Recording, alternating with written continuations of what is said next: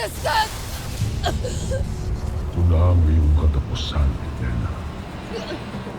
Kung sana ay tuluyan kang umanib sa amin at hindi ka nagtaksil. Nyeha! Hindi ako taksil! Batid ko ang iyong pakikipagpulong sa mga sangre. Ano ang iyong karapatan upang pangunahan at pigilan ang aking mga plano, Mitena? Nakala mo ba ikaw pa rin ang pinapakapangyarihan sa Encantadia?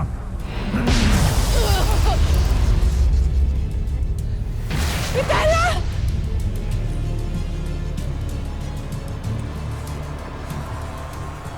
Corei sangre. Dahil tuwi. Nyeha! Nagkakamali ka, Panginoon! Ikaw ang nagkakamali. Kaya't damhin mo ang sakit at siklam ng aking parusa.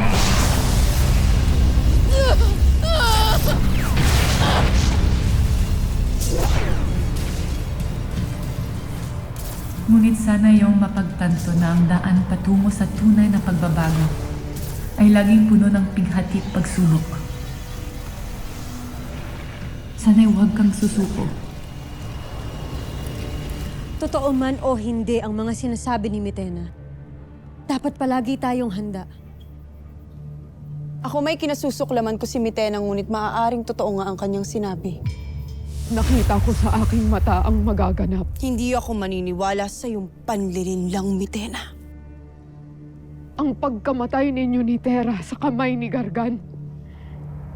Minsan nang nagbigay ng babala si Mitena nung namatay si Tera at yun ay nagkatotoo. Sinambit din niya sa akin na nasa panganib ang buhay namin na Adamus at Dea, ayon sa kanyang nakita. Kung ganun, kailangan natin maghanda at maging mapagmatsyag. Wikain man ni Mitena o hindi. Tayo ay magiging maingat. Maging sa Mitena na yon. Batid nating lahat na hindi pa dapat pagkatiwalaan si Mitena. Lalo't hindi na mabilang ang kasalanan na ginawa niya sa ating lahi. Maaaring pinadala lamang siya ni Gargan para tayo hilansiin. Maaari. Ngunit sa ngayon, naisipin muna natin kung paano natin mawawasak ang itim na brilyante. Nang sa ganun ay tuluyan ng mawala ng kapangyarihan si Gargan. At wala nang bagay na makapagpapahina pa sa atin. Kailangan na natin maghanda sa lalong madaling panahon.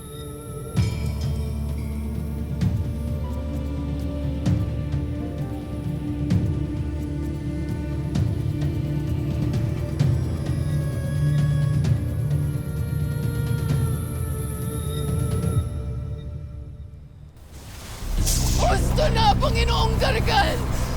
Kailanman na hindi kita pinagtaksilan, hindi ako gagawa ng anumang bagay na ikagagalit mo o ikasisira ng iyong mga balak.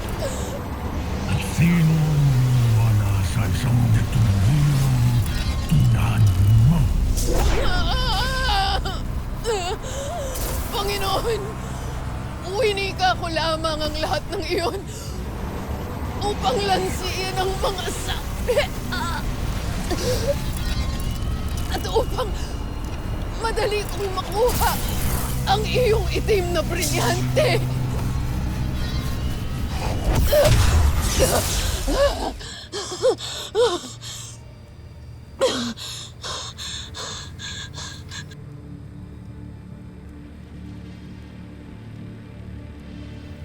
Kung ganon, patunayan mo ang iyong winika.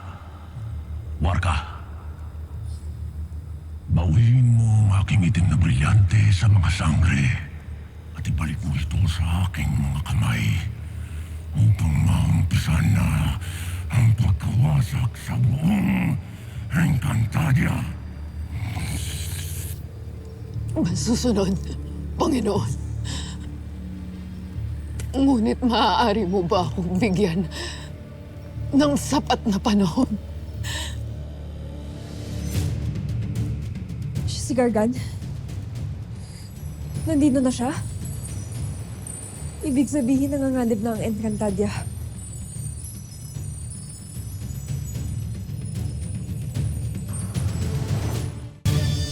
agape-abe aking anak, Tera.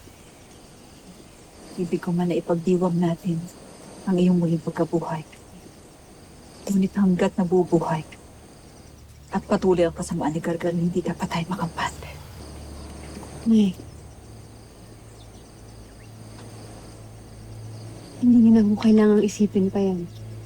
Ang mahalaga ay makapag-ipon po tayo ng lakas para maharap si Gargan. At makahanap rin agad ng paraan upang masirang itim na brilyante.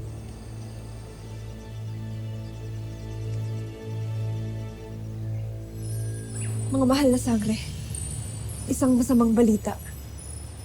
Nakarating na si Gargan dito sa Encantadia. At nakasunod agad ang Pasnaya.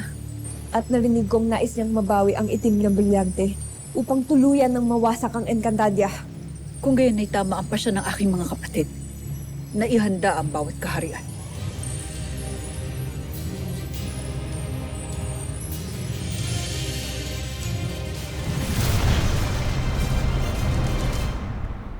Dapat lang talaga. Ay, naku, Armea! Dapat lang naparusahan ng kamatayan yung tabo na yon. Pagtangkaan ba naman ng isang sangre, isang hara? Ang kapal ng mukha niya. Ha? Tapos na natataka siya? Oh my gosh, the nerve! Alam mo sino naaalala ko sa kanya? Si Gurna. Para siyang si Gurna. Oh my gosh. Huwag ka na mag-alala, Lira. Patuloy na ang pagtutugis ng aking mga kawal kay Tabon. Aba, dapat lang, Armea. Sorry. Sa tinagal-tagal ko dito sa Encantadia, pinalaki ako na dapat nagre-respeto ng mga konseho na kagaya niya. Lalo na yung mga senior citizen. Halata namang senior siya, di ba? Pero, yung tabo na yun, nang sasagad. Sobra-sobra, hindi ko kaya. Pero buti na lang ligtas ka. Yun naman ang pinakamahalaga. Ang galing mo. Nahuli mo ang kataksilan ni Tabon sa'yo at sa buong kaharian. Grabe, totoo na. Hindi ka na isang paslit, aking kapatid. Kundi isang hara na may matalas na pag-iisip. May tapang na hindi matatawaran. Nakaka-proud ka talaga.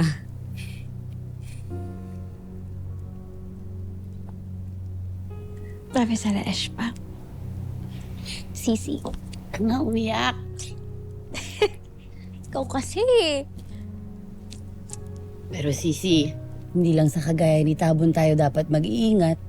Mayroon tayong kalaban na higit ang kapangyarihan. Higit din ang kasamaan. As in, Tabon on steroids. Ganong level. Hindi magiging madali ang laban kay Gargan. Kailangan mong ihanda ang buong kaharian. Patuloy ang pagsasanay ng aking mga kawal, Lira. Ngayon ay titipunin ko rin sila. Kasama ang mahal na Rama at ang buong Sapiro. Hindi na muli maghahari ang kadiliman sa Encantadia.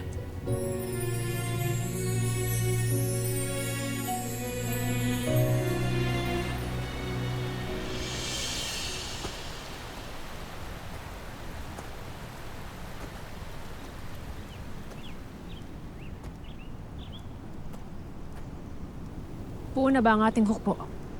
Buo na, Ada. Hindi lamang ang ating mga kawal dito sa ating kabihasnan.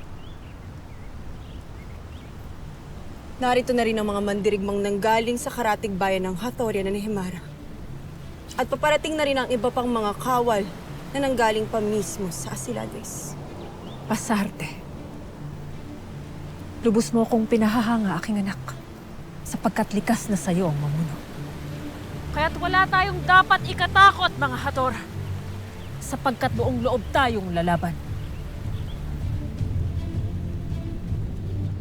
Mananatiling matatag ang Hatoria at ang Encantadia laban kay Gargan. Ivo Libe!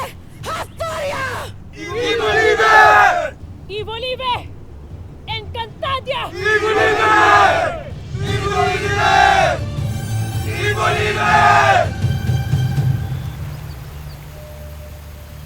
Wala man tayong alam sa pakikipaglaban. Ipagtatanggol pa rin natin ang Encantadia sa habot ng ating makakaya.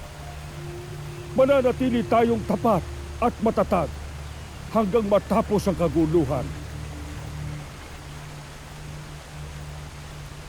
At hindi natin sila dadaigin ng lakas. Lalaban tayo gamit ang talas ng isip, liksi ng katawan, at tibay ng loob. Narito rin si Mantok at Tukman upang magbantay at magtanggol sa Adamya. Siyang tunay, pangako Sangre Adamus. Kami ang bahala upang hindi na muling masaktan si Nanunong Imaw at ang iba pa nating mga kasamahan. Gagawin namin ang lahat upang hindi na muling masakop pa ang Adamya. Abisala Eshma sa inyo. Hindi na tayo muling magpapasakop. Pagtatagumpayan natin ang labang ito. Ivo Live, Adamya! Ivo Live, Adamya! Ivo Live, Adamya! Ivo Live, Adamya! Ivo Live, Encantadia! Ivo Live, Encantadia! Ivo Live, Encantadia! Ivo Live!